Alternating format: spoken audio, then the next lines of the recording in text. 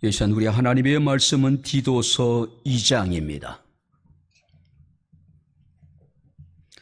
디도서 2장 11절부터 15절까지 제가 봉독을 해드리도록 하겠습니다. 디도서 2장 11절부터 15절 말씀이 되겠습니다. 모든 사람에게 구원을 주시는 하나님의 은혜가 나타나 우리를 양육하시되 경건하지 않는 것과 이 세상 정욕을 다 버리고 신중함과 의로움과 경건함으로 이 세상에 살고 복스러운 소망과 우리의 크신 하나님 구주 예수 그리스도의 영광이 나타나심을 기다리게 하셨으니 그가 우리를 대신하여 자신을 주심은 모든 불법에서 우리를 속량하시고 우리를 깨끗하게 하사 선한 일을 열심히 하는 자기 백성이 되게 하려 하심이라. 너는 이것을 말하고 권면하며 모든 권위로 책망하여 누구에게든지 업신여김을 받지 말라. 아멘. 할렐루야. 우리 옆에 있는 분들과 우리 하나님 우리와 함께 하십니다. 인사하겠습니다. 하나님 우리와 함께 하십니다. 할렐루야. 우리는 설교 홍수 시대에 살고 있습니다. 우리가 홍수가 나면 마실 물이 없다라고 이야기를 하는데 과연 우리가 설교 홍수 시대를 살고 있으면서 얼마만큼 그 말씀이 우리에게 큰 은혜가 되고 있는지 힘이 되고 있는지 그 수많은 설교들이 우리에게 어떤 선한 영향을 미치고 있는지에 대해서 아마 고민을 해야 되지 않을까 생각이 됩니다. 왜냐하면 아무리 좋은 약이라 하더라도 그 약을 먹어야지 효과가 있겠죠. 자기 몸이 잘 소화를 하게 될 때에 그 약은 약으로서 여러분들이 효과를 나타낼 수가 있을 것입니다. 우리가 아무리 수많은 설교를 듣고 유명한 목회자들의 설교를 듣는다 하더라도 우리가 좋은 환경에서 좋은 교육을 받는다 하더라도 우리가 그것을 지켜 행하지 않는다라면 아무런 의미가 없지 않나 생각이 됩니다. 자, 그래서 우리가 요한계시록 1장 3절 말씀을 보게 되면은 이 예언의 말씀을 읽는 자와 듣는 자와 그 가운데 기록한 것을 지키는 자는 복이 있다라고 말씀을 하고 있습니다. 자, 뿐만 아니라 야고보서 1장 22절부터 25절 말씀을 보게 되면은 너희는 말씀을 행하는 자가 되고 듣기만 하여 자신을 속이는 자가 되지 말라고 말씀을 합니다. 이 사람은 그 행한 일에 복을 받으리라. 할렐루야. 한번 따라해 보시기 바랍니다. 이 사람은 그 행한 일에 복을 받으리라. 할렐루야. 우리가 말씀을 읽고 듣고 그것을 지켜 행하게 될 때에 우리가 그 행한 일로 말미암아 복을 받고 은혜를 누리게 될 것이란 이야기죠. 자, 우리가 오늘 본 말씀을 보게 되면은 모든 사람에게 구원을 주시는 하나님의 은혜가 나타났다라고 여기에 말씀을 하고 있습니다. 자, 여기서 모든 사람에게 구원의 은혜가 나타났다는 뜻은 아닙니다. 정확한 의미는 뭐냐면은 하나님께서 사람을 구원하시되 유대인이나 이방인이나 남자나 여자나 사회적 지위 등과 차별 없이 모든 사람들을 구원하신다는 것이지요. 자, 여기서 하나님께 구원받기로 예정되어져 있는 모든 자들, 그가 유대인이든지 이방인이든지 남자든 여자든 노인이든 어린아이든 또 사회적 지위가 어떠하든 간에 하나님께서 그들을 구원하시겠다는 이야기죠.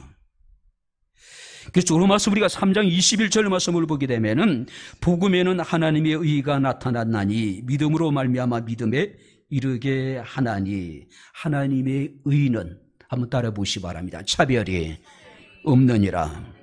할렐루야. 하나님의 은혜는 차별이 없다는 이야기예요.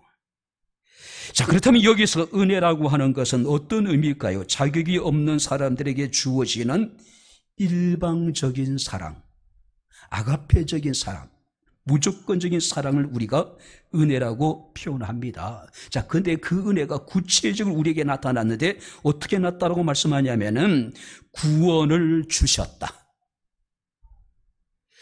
많은 사람들이 신앙생활을 하면서도 하나님의 은혜를 갈망하죠.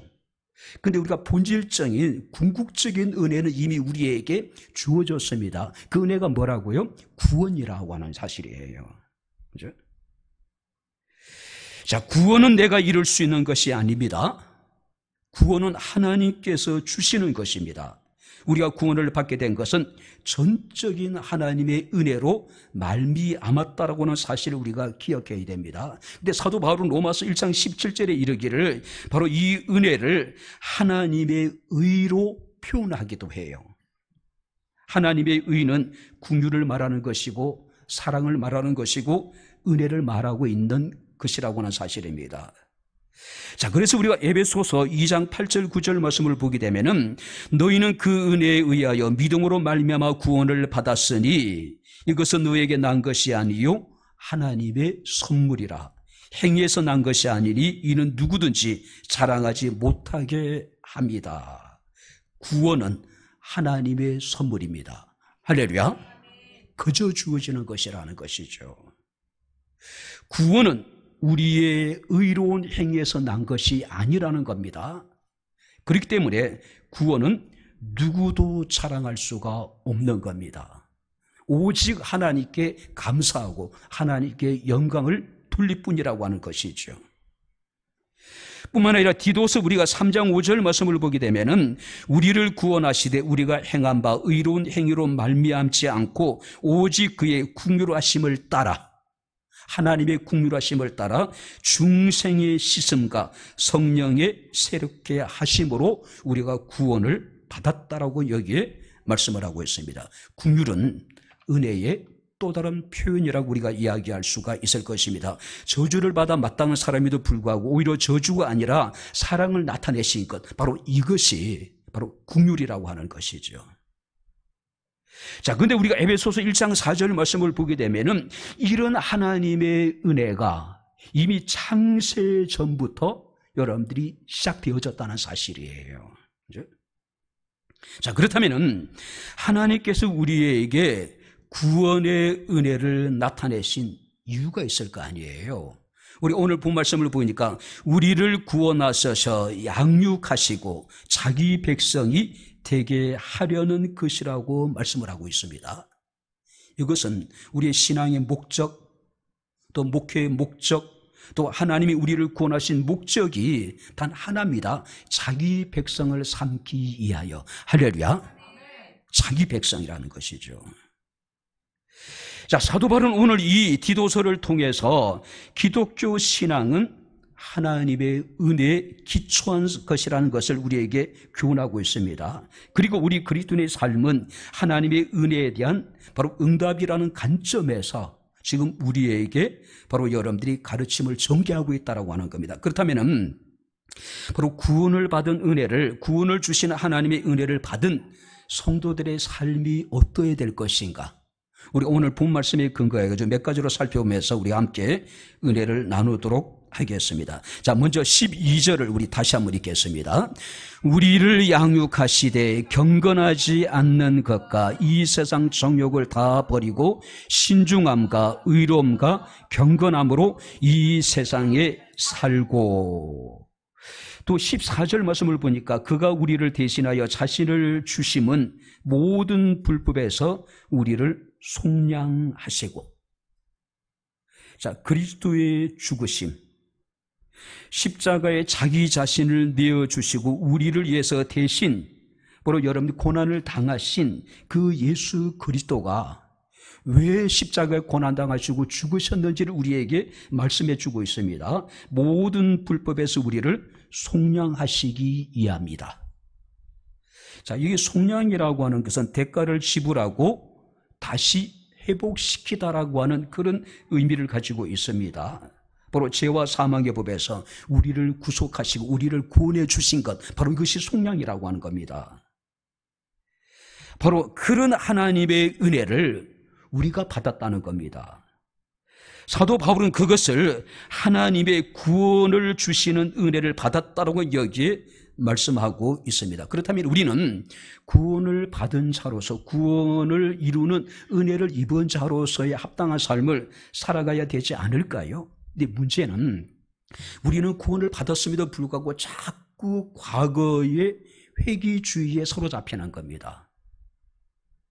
과거의 옛 삶에 여러분들이 우리가 습관들을 버리지 못하는 거예요. 그죠? 그래서 조금만 어려움을 당하게 되면은 많은 사람들은 과거로 돌아가기를 원하는 거예요. 그때가 좋았다라고. 그러니까 신앙생활 하다 보니까 모든 것이 불편하고 모든 것이 자유롭지가 않는 거예요. 마치 구속을 당하는 것 같은. 그죠?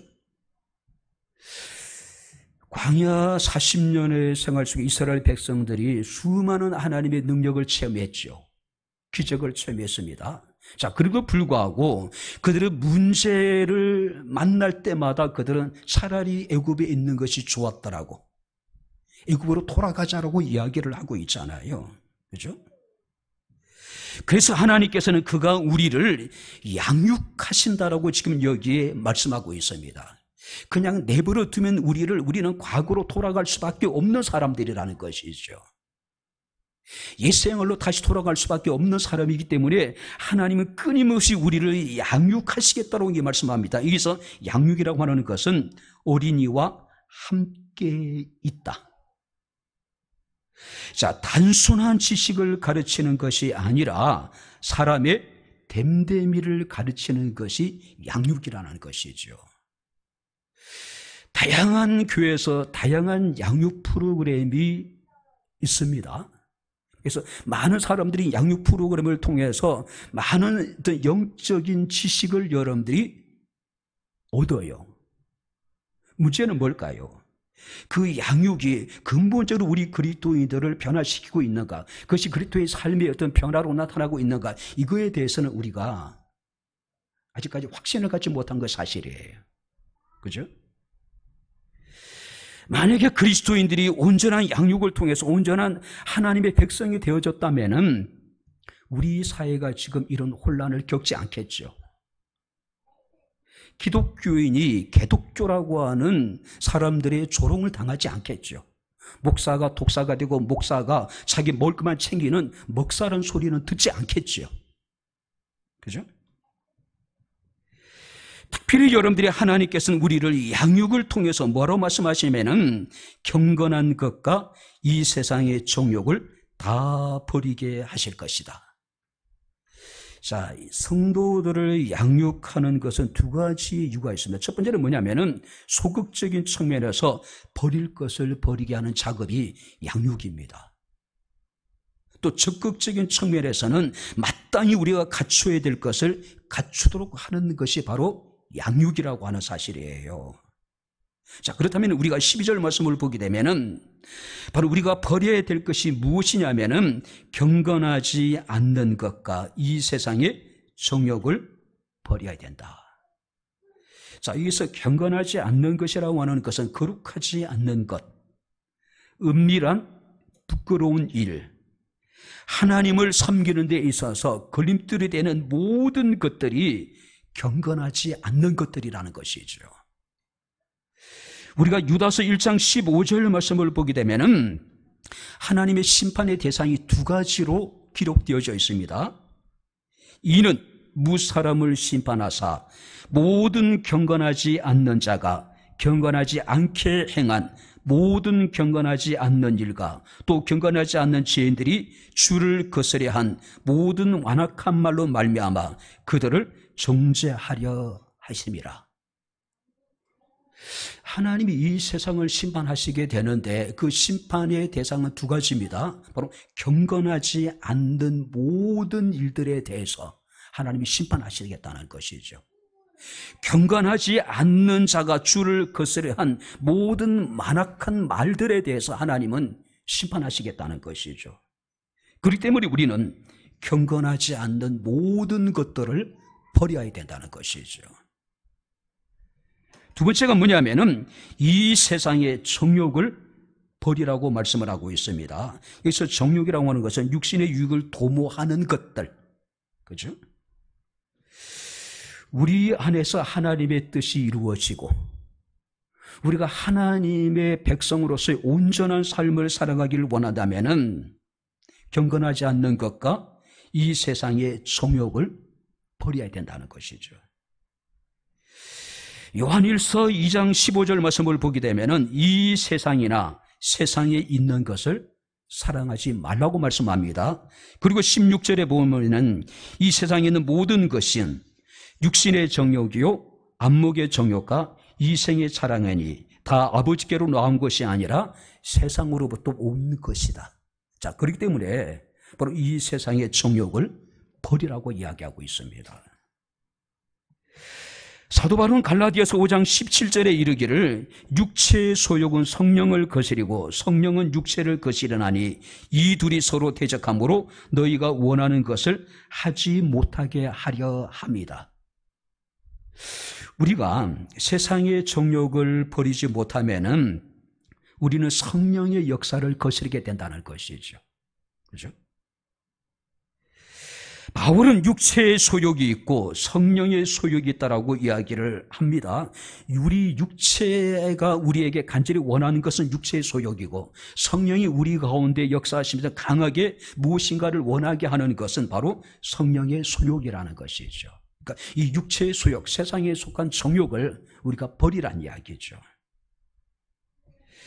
그래서 사도 베드로는 베드로전서 2장 1절 2절에서 이름으로 모든 악독과 모든 기만과 외식과 시기와 모든 비방하는 말을 버리고 갓난 아기들 같이 신령한 젖을 사모하라.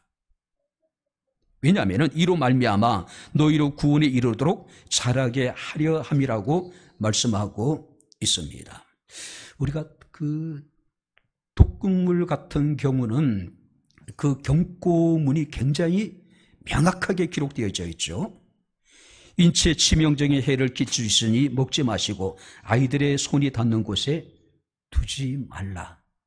왜냐하면 바로 그 이 경고를 무시하게 되면 치명적인 해악을 우리가 받기 때문에 그렇다는 것이죠. 인류의 최초의 조상이었던 아담과 하와가 하나님의 경고를 무시하지요. 하나님이 이 동산에 있는 모든 나무의 실과는 먹을 수 있지만은 선악을 알게 하는 나무의 실과는 먹지 말라고 말씀합니다. 그런 말씀하시기를 이것을 먹는 날에는 반드시 죽을 것이다. 정령 죽을 것이라고 이야기를 하죠. 근데 하와는 사탄에게 뭐라고 이야기하냐면은 너희가 죽을까 하노라 하셨다.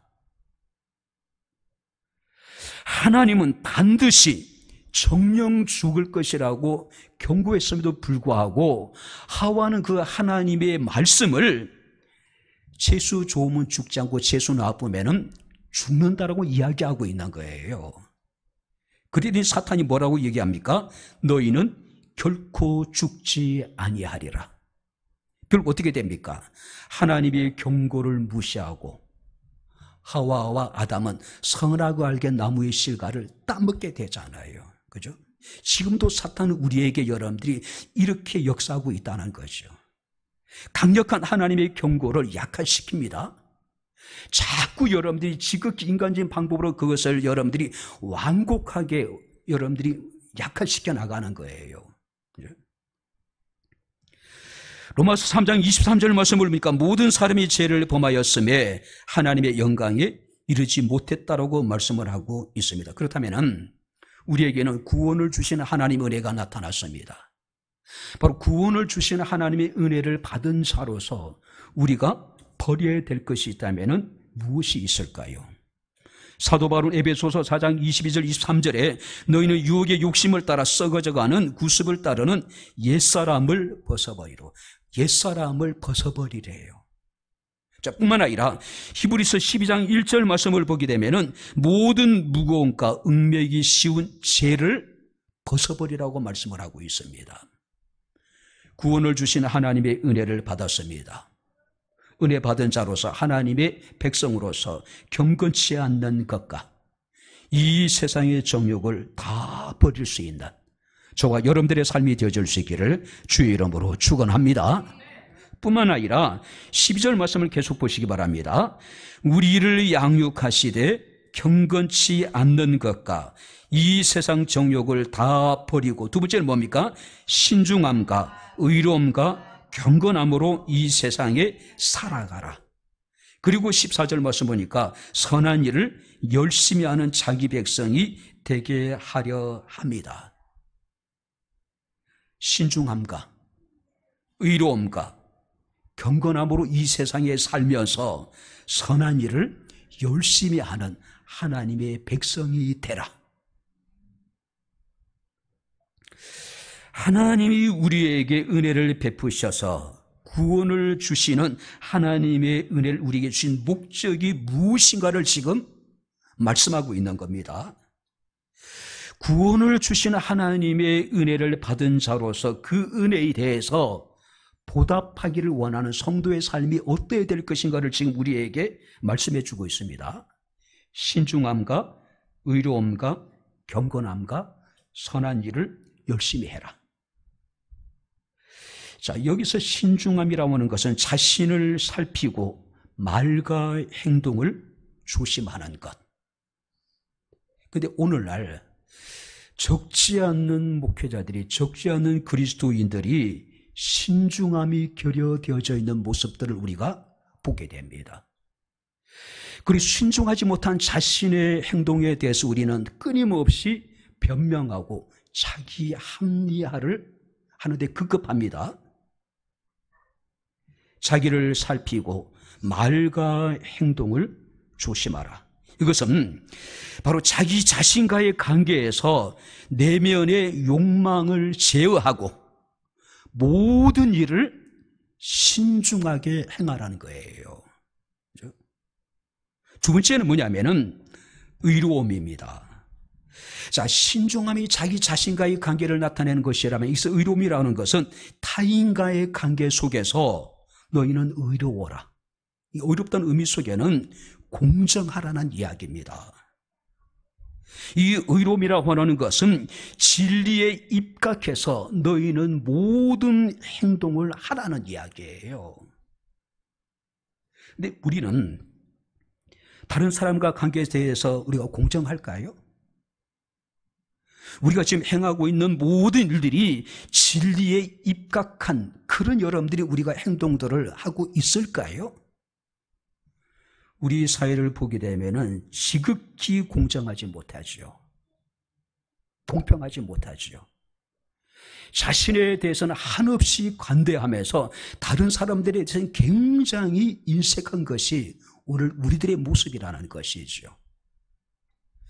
자신의 눈에 들보는 보지 못하면서 타인의 눈에 티끌을 보고 사람들이 여러분 우리가 비방하고 손가락질할 때가 얼마나 많은지 몰라요. 그리스도인들은 달라야 된다는 것이죠. 자기 자신에게는 신중할 뿐만 아니라 타인과의 관계 속에서는 공정하라는 이야기입니다. 진리에 입각해서 말하고 행동하라는 이야기죠. 그리고 여러분이 경건함이라고 하는 것은 하나님의 관계 속에서 하나님에 대한 거룩한 두려움을 가지고 하나님께 순종해라.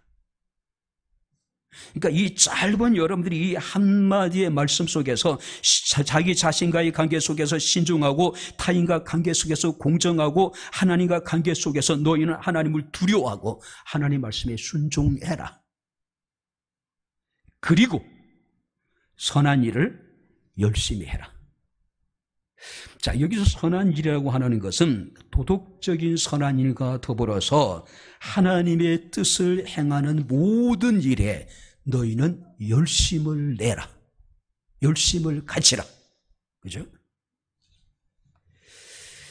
자, 선한 일을 열심히 한다고 해서 우리가 그 선행으로 구원을 받는 것은 아니죠.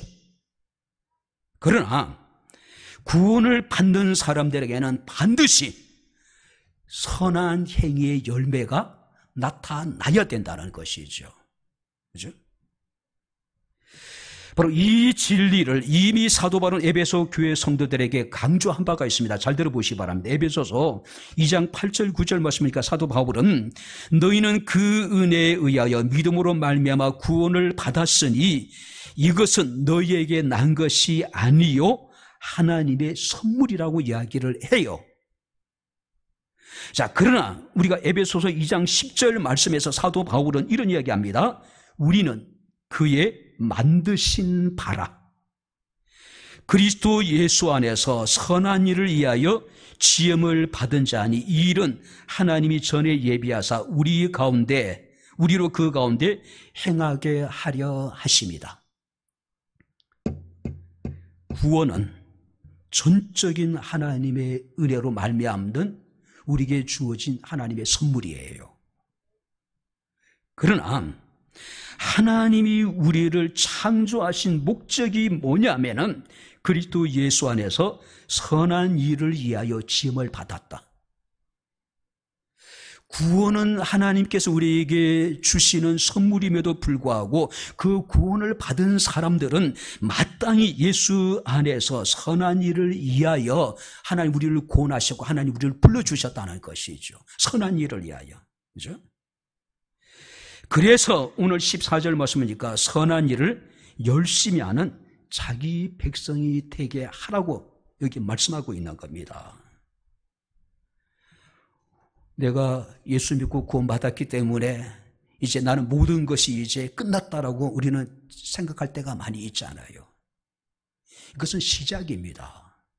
내가 구원을 받았다라고 하는 것은 하나님의 거룩한 백성으로서 바로 선한 일을 이제 하기 위한 여러분 이제 시작일 뿐이라는 것이죠.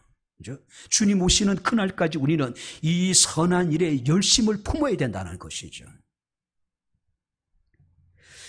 목적이 이끄는 삶의 닉 워렌이라고 하는 목사님은 그런 얘기를 합니다. 삶의 목적이란 개인의 성취감, 마음의 평안과 행복감 그 이상의 것이다. 가족과 직업 그리고 우리의 가장 큰 꿈과 야망보다도 훨씬 더 큰 것이다.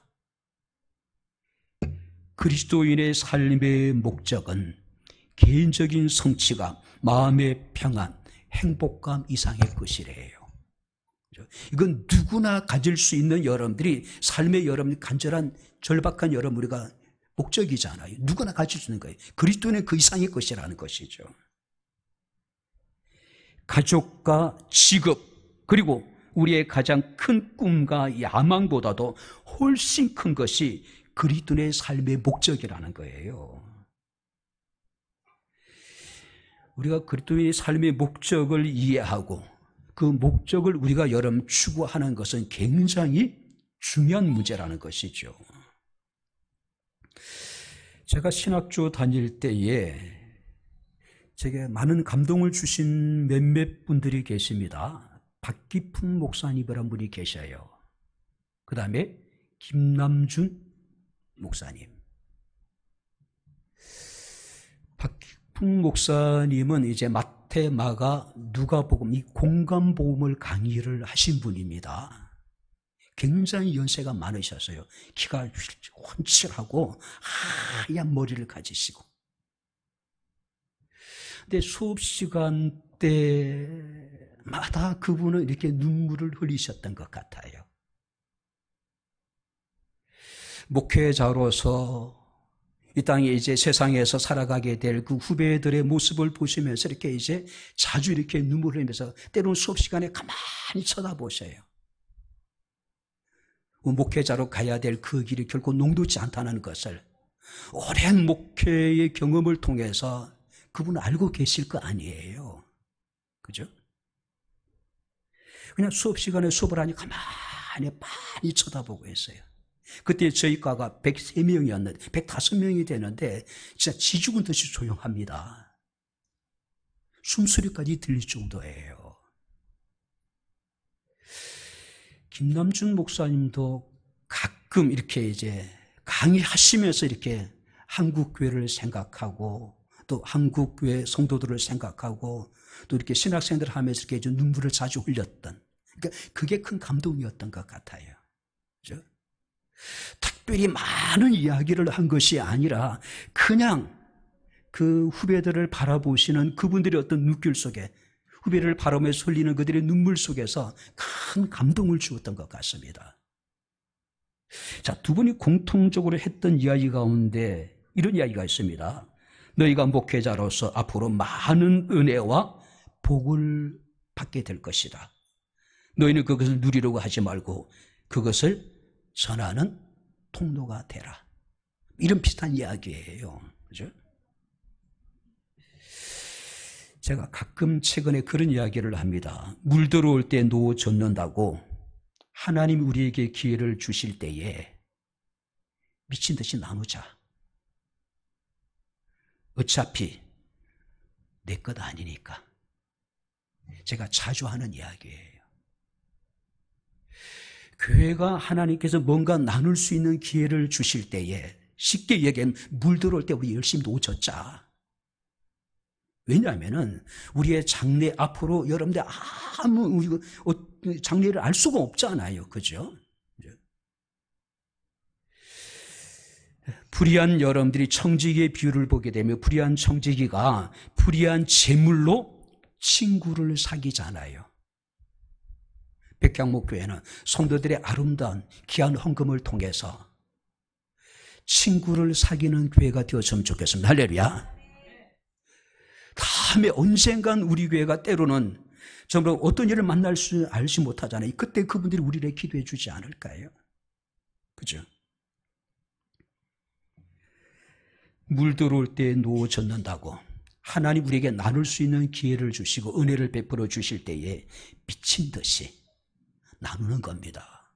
어차피 내 게 아니잖아요. 어차피 우리 게 아니잖아요. 그죠? 디모데전서 6장 17절 19절 말씀을 보게 되면은 선을 행하고 선한 사업을 많이 하고 나눠주기를 좋아하며 너그러운 자가 되게 하라.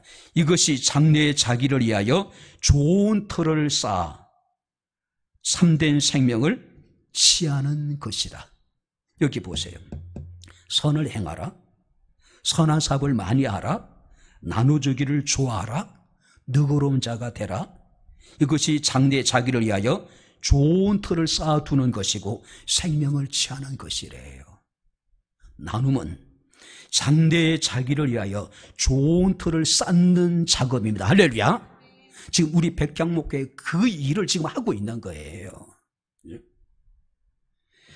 히브리서 13장 16절 말씀을 보게 되면은 오직 선을 행함과 나눠주기를 잊지 말라.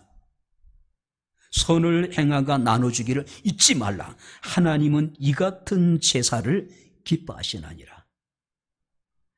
나눠주는 것, 선을 행하는 것이 하나님께서 기쁘시게 받으시는 제사와 같이 하나님이 기뻐하신다는 이야기예요.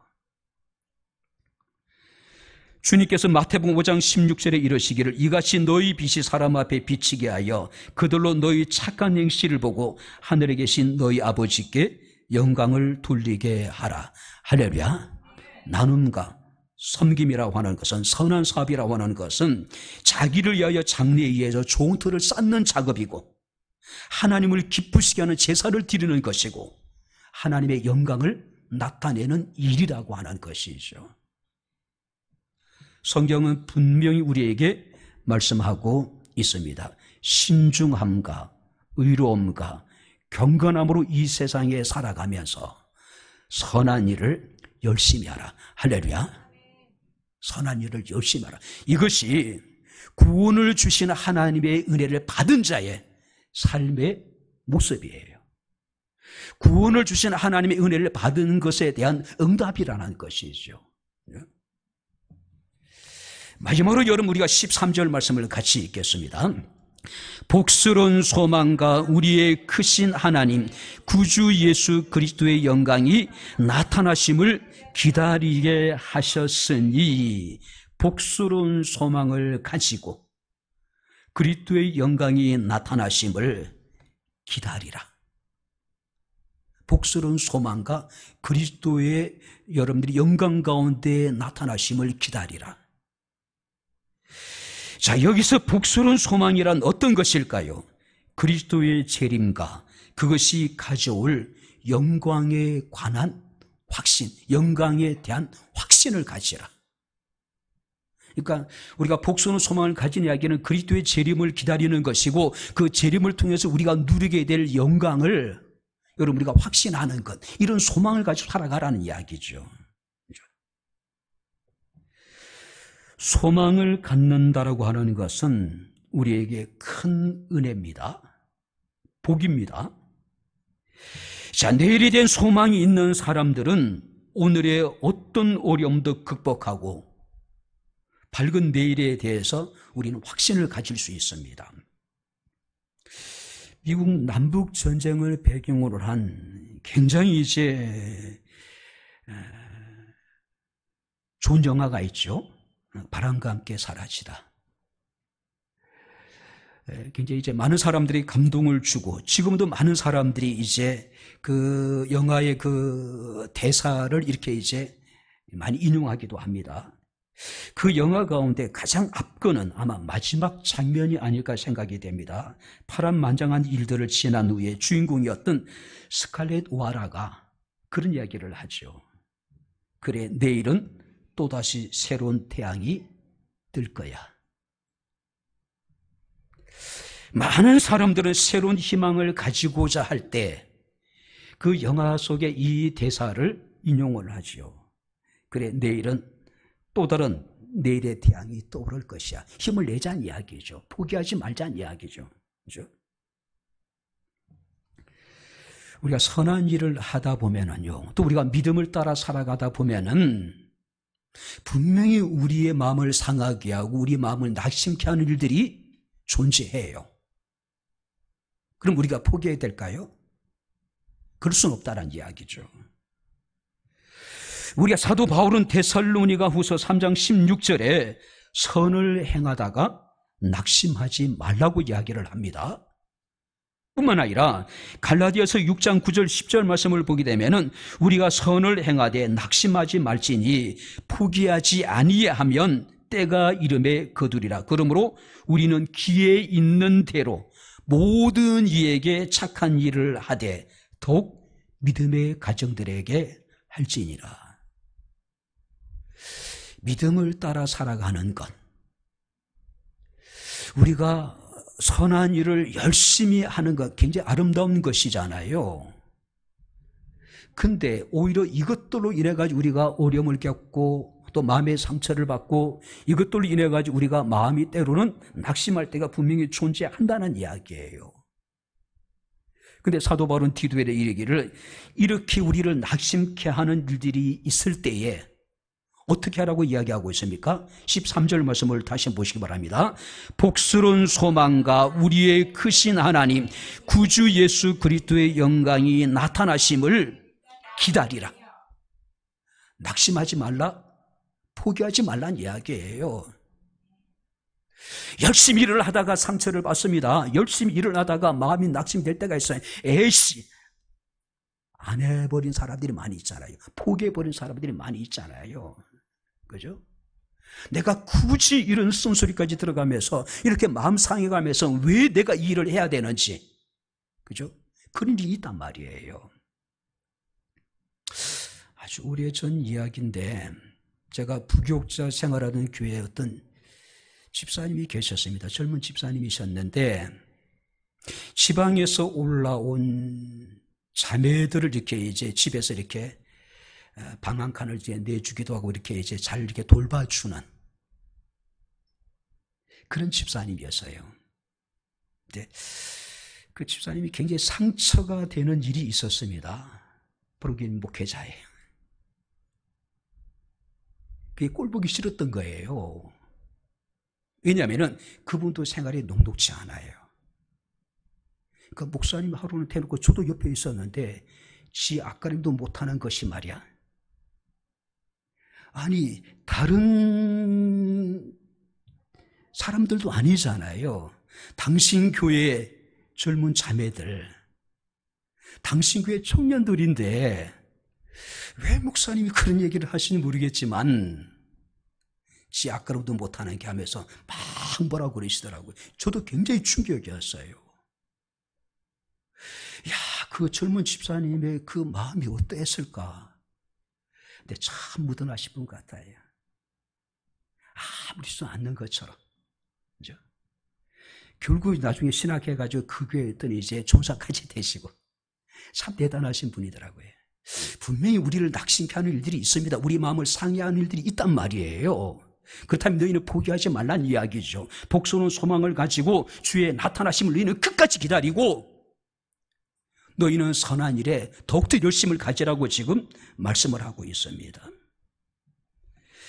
하나님이 우리에게 주시는 소망이 있습니다. 그 소망에 대해서 베드로전서 1장 3절에 사도 베드로는 썩지 않고 더럽지 아니하고 새하지 않는 산 소망이라고 이야기하고 있습니다. 이 소망 갖고 하나님의 백성으로 부끄럽지 않는 우리의 삶을 살아갈 수 있게 되기를 주의 이름으로 축원합니다. 이제 말씀을 마치도록 하겠습니다. 영국의 C.S. 루이스는 철저한 무신론주의자였습니다. 그런데 그가 이제 회심을 하게 됩니다. 개종을 하게 돼요. 그는 20세기의 최고의 지성인으로 불리는 분입니다. 영국의 캠브리지 대학 교수였고 또 소설가였고 또 기독교 변증가이기도 하고요. 난이의 연대기라든지 또 온전한 기독교, 순전한 기독교, 또 예기치 못한 기쁨이라든지 스크루테이프의 어떤 편지 등등 정말로 수많은 당시 사람들에게 영향력을 미쳤던 전 세계 지성인들에게 유난히도 영향력을 크게 미쳤던 인물이 C.S. 루이스예요. 근데 C.S. 루이스가 그런 이야기합니다. 다른 종교에서 찾아볼 수 없는 기독교만의 일관성이 있는 메시지가 있다. 그것은 은혜라고 그는 외쳤습니다. 철저한 무신론주의자였던 그가 하나님의 은혜를 받았더니 그는 기독교를 변증하는 변증가가 되었고 수많은 저술 활동을 통해서 당시 20세기의 수많은 세계 지성인들에게 영향을 끼쳤던 인물이라는 것이죠. 바로 그가 가장 추구했던, 가장 그가 사랑했던 것이 바로 하나님의 은혜라는 것이죠. 15절에 이렇게 말씀하고 있습니다. 너는 이것을 말하고. 자, 이것이 뭘까요? 지금 11절부터 여러분들이 말씀드린 바로 이 하나님의 은혜를 말하고 근면하고 또 모든 권위로 책망해서 누구에게든지 업신여김을 받지 말라. 이 하나님의 말씀을 말하고 권면하고 그리고 때로는 책망까지 하면서 이 말씀을 지켜 행하도록 하라는 이야기죠. 눈치 보지 말고 바르게 가르치란 이야기예요. 그래야지 말씀을 자난한 자도 부끄럽지 않고 말씀을 듣는 자도 영적으로 성장해서 이 하나님의 은혜를 누리게 되지 않겠느냐는 걸 지금 이야기하고 있습니다. 바랍니다. 구원을 주시는 하나님의 은혜가 우리에게 나타났습니다. 구원을 받은 자로서 우리는 어떤 삶을 살아가야 될까요? 바로 하나님의 백성으로서의 우리가 어떤 삶을 살아가야 될까요? 경건하지 않는 것과 세상의 정욕을 버리고 신중함과 의로움과 경건함으로 이 세상에 살면서 선한 일을 열심히 하고 선한 일을 하고 믿음을 따라 살아가는 동안에 어렵고 힘든 일을 만날지라도 복스러운 소망을 갖고 주의 나타나심을 사모하면서 참고 견디고 그 일을 더욱더 여러분들이 열심히 하라고 지금 말씀하고 있습니다. 이런 하나님의 은혜가 우리 모두에게 함께할 수 있기를 주의 이름으로 축원합니다. 기도하겠습니다. 주신 나의 아버지 하나님, 우리 아버지 하나님의 은혜와 사랑을 진심으로 감사합니다.